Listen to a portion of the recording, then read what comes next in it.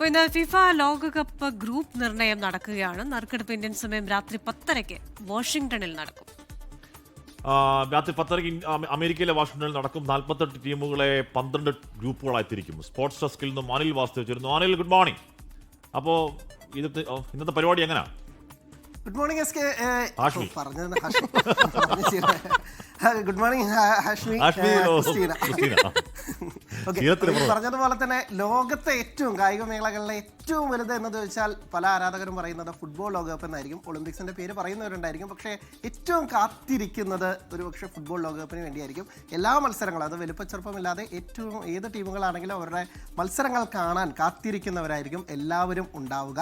അപ്പോൾ ഇനി അടുത്ത ലോകകപ്പിന് ഏതാനും മാസങ്ങൾ മാത്രമേ ഉള്ളൂ. ജൂൺ 11 മുതൽ 19 വരെ, അതായത് ജൂലൈ 19 വരെ അമേരിക്ക, കാനഡ, ഒപ്പം തന്നെ മെക്സിക്കോ, ഇങ്ങനെ 3 രാജ്യങ്ങളിലായാണ് ഇത്തവണത്തെ ലോകകപ്പ് നടക്കുന്നത്. ഇത്തവണത്തെ ലോകകപ്പിൻ്റെ പ്രത്യേകത എന്ന് പറയുന്നത് ഇതുവരെ നടന്നതിൽ ഏറ്റവും വലിയ ലോകകപ്പ് എന്ന് വിശേഷിപ്പിച്ചാലും തെറ്റില്ല. കാരണം 48 ടീമുകളാണ് ഇത്തവണത്തെ ലോകകപ്പിൽ മാറ്റുരയ്ക്കുന്നത് എന്നുള്ളതാണ്. കഴിഞ്ഞ തവണയൊക്കെ തന്നെ 32 ടീമുകളിൽ നിന്ന് നേരെ 48ലേക്ക് പോകുമ്പോൾ കൂടുതൽ ആവേശം, കൂടുതൽ ആഘോഷം എന്ന കാര്യത്തിൽ ഒരു തർക്കവുമില്ല. പക്ഷേ ഈ ടീമുകൾ ഏതൊക്കെ ഗ്രൂപ്പുകളിൽ എന്നുള്ളത് ഇന്ന് നിർണ്ണയിക്കുകയാണ്.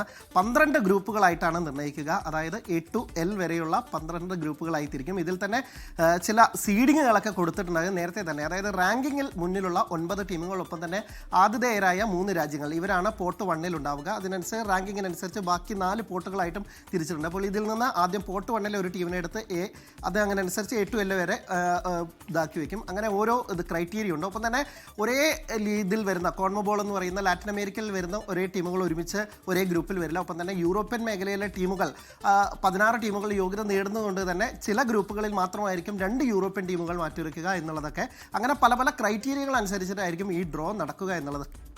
എന്നെ വളരെ ആകാംക്ഷയോടെ കാത്തിരിക്കുന്നത് ഏതായിരിക്കും ഡെത്ത് ഗ്രൂപ്പ്, മരണ ഗ്രൂപ്പ് എന്നൊക്കെ തന്നെയാണ്. പല ടീമുകൾക്കും ഒരുപക്ഷെ 2ാം റൗണ്ടിലേക്ക് മുന്നേറാൻ അടുത്ത പോരാട്ടം തുടക്കം മുതൽ കാഴ്ചവെക്കേണ്ടി വരും എന്നുള്ളത് തന്നെയാണ്. ഒപ്പം തന്നെ അർജന്റീനയും ബ്രസീലും നെതർലാൻഡ്സും ഒപ്പം തന്നെ ഫ്രാൻസും സ്പെയിനും അടക്കമുള്ള ടീമുകൾക്കൊക്കെ ആദ്യഘട്ടത്തിൽ എളുപ്പമായിരിക്കുമെന്നും നമുക്ക് കരുതാം. കടുത്ത പോരാട്ടങ്ങൾ നേരിടേണ്ടി വരില്ല എന്നുള്ളതാണ്.